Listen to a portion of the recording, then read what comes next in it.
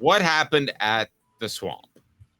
So I'm going to go ahead and tell you exactly what happened at the Swamp. There have been times in which Tennessee hasn't played well, that I felt a little unsure of why, that I wasn't completely sure why Tennessee didn't play well or if there was something off the field. South Carolina is a prime example last year. Now it is absolutely incredibly clear.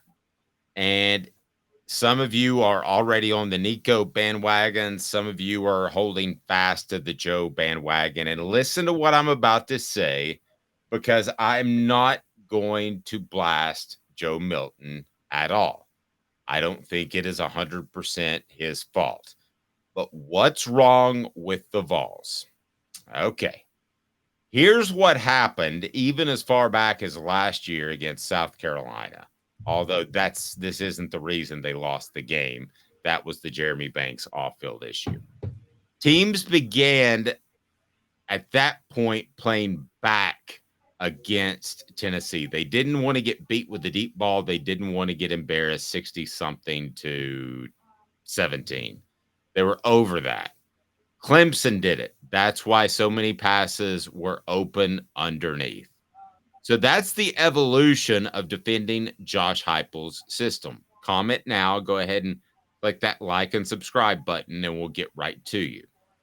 So the issue is the deep pass is not there. And when it is, Tennessee, I'm going to use the Dante Thornton pass as an example, those aren't getting completed nearly enough. So the Dante Thornton pass, I believe, was underthrown. It took Joe Milton too long to get the ball out. But at the end of the day, Dante Thornton does have to go out and make that catch. I'm talking about the one over the middle. I think everybody knows what I'm talking about. So now the Brew McCoy pass was excellent. But if you have to hit a clip at 20%, let's just throw a number out there, on deep passes to cause defenses to react, Tennessee is not doing that. The problem is then exacerbated by Tennessee is not hitting at a high clip.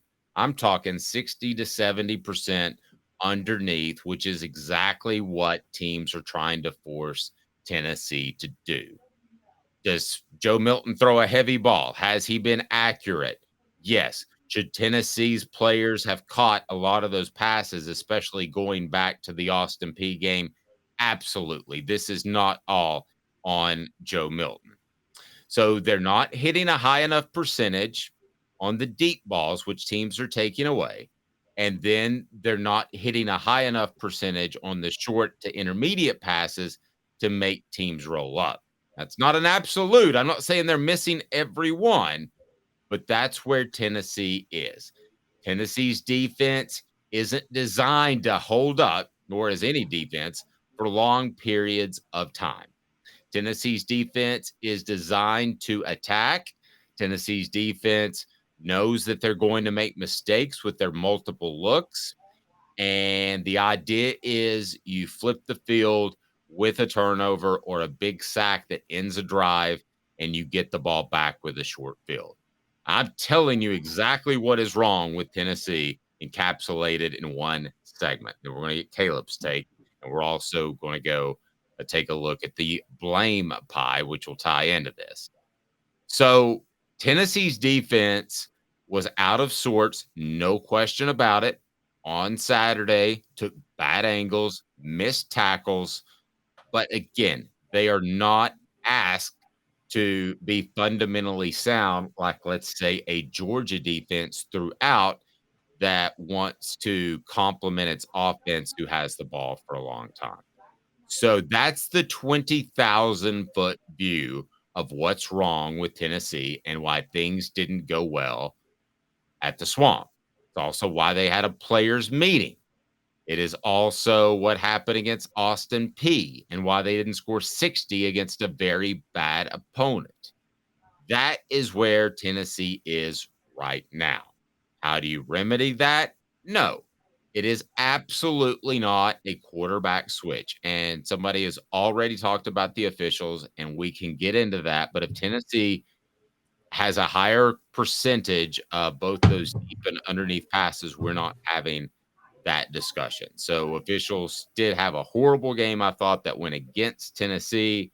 I don't believe it was intentional. I've seen some of that. I think that's a little bit silly. Travis says outcoached, undisciplined, soft, a whole multitude of things, but the refs have not done their job. I think that's well said, and I agree with that. So that is where you are. How do you fix it? You have got to be more efficient on the short to intermediate passes. And when we say intermediate passes, Caleb, you and I discussed this last week. Some of those intermediate passes were slants to Jalen Hyatt that he took to the house, and they ended up looking like long passes. Let's not forget this. Hendon Hooker had a special season. Jalen Hyatt had a special season. We probably under-considered the impact they had on Tennessee's football team last year. So there you go. That's what's wrong.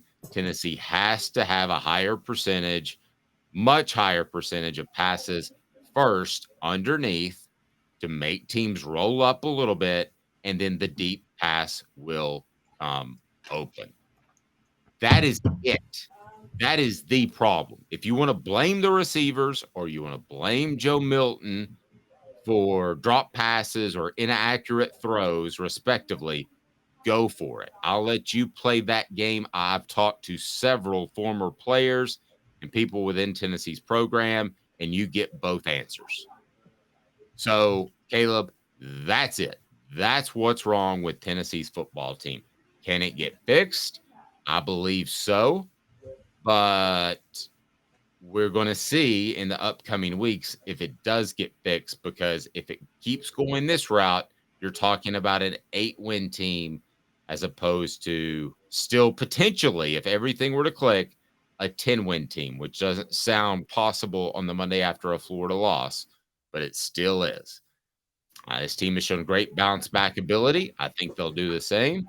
But at the end of the day, Caleb, that is what's wrong with Tennessee's football program. I'm sorry, I actually somewhat disagree with you. I think Saturday's game is a lot simpler. Are they missing on more throws than they missed last year with Hendon Hooker? Yeah. Is there a Jalen Hyatt? No. Wouldn't have mattered if the offensive line on the interior could block worth anything when they were trying to run the ball. I mean, I'm sorry. You're right. They're playing a lot softer coverages to take away the deep ball. That's why Heupel, for people who question this, that's why he stayed committed to the run game in the second half, because that's Heupel's offense. That's what it's designed for. Jalen Wright had to fight for every yard. He averaged under 4 yards a carry. Who watched Jalen Wright on Saturday and blames him for averaging under 4 yards a carry? No, that's not his fault at all. Well, we're talking about two different things. I'm talking about the 20,000 foot view. You're at the gate. You're at the gate seeing that Cooper Mays is hurt, and Tennessee does not have the depth. So if you want to go there, certainly that's a factor. But if Tennessee against Austin Peay is efficient and Florida realizes they have to cover the intermediate passes, they're going to hit on some deep balls. But the root problem is they're not getting the efficient passing game that they have. Certainly, Cooper being back would be huge. And I want to address Cooper and the fact that some of you are upset with Cooper for not playing. That is certainly a problem, what you said. But as far as big picture philosophically, Tennessee and their passing game is the issue, whether or not you want to blame the quarterback or you want to blame the receivers for dropping the ball.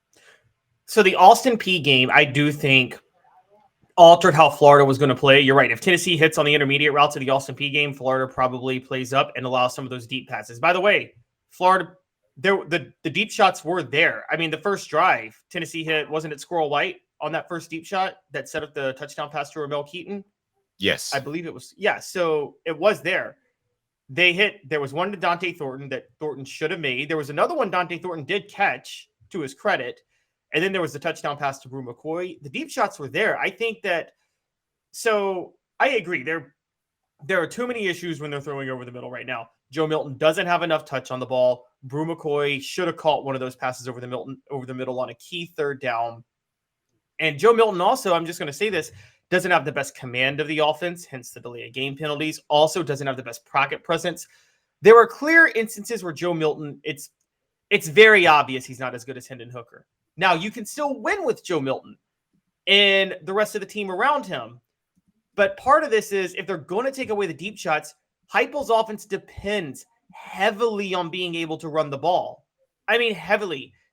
Dave, we're going to have to also wonder, one of the debates is maybe Heupel's offense is not built to you don't think about this because of the tempo they run. They're not really built to come back, though.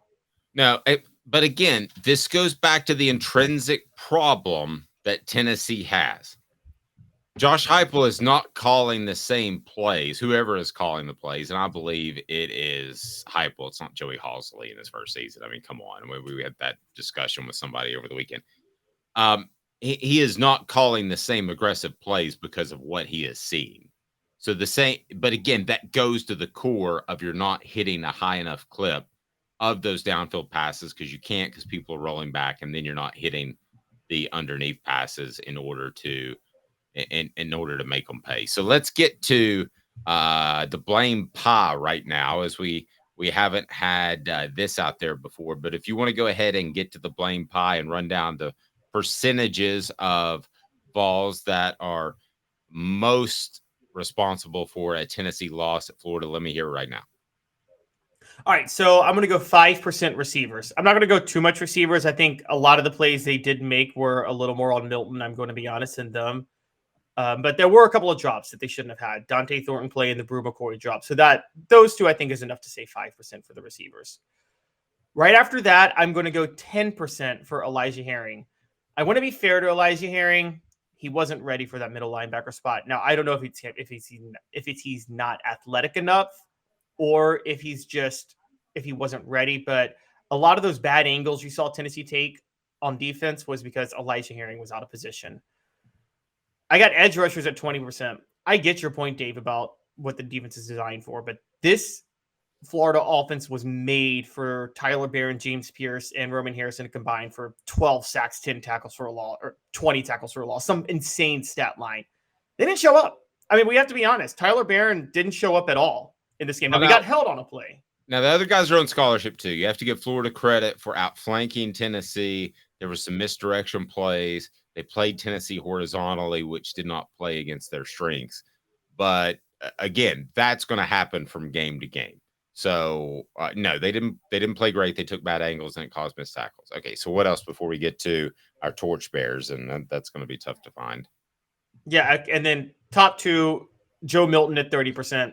Mainly because it's not just some of the inaccuracies. Joe Milton didn't have command of the offense. The two timeouts that he had to take on the first drive of the second half, I think a lot of the pre-snap penalties, Dave, you know this if you know ball, a lot of those are more on the quarterback than the center of the offensive line. They just are. So Joe Milton gets a 30%.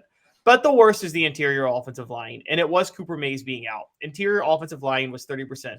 If either Cooper Mays or Hendon Hooker is in that game, Tennessee wins. Probably. I would agree with that.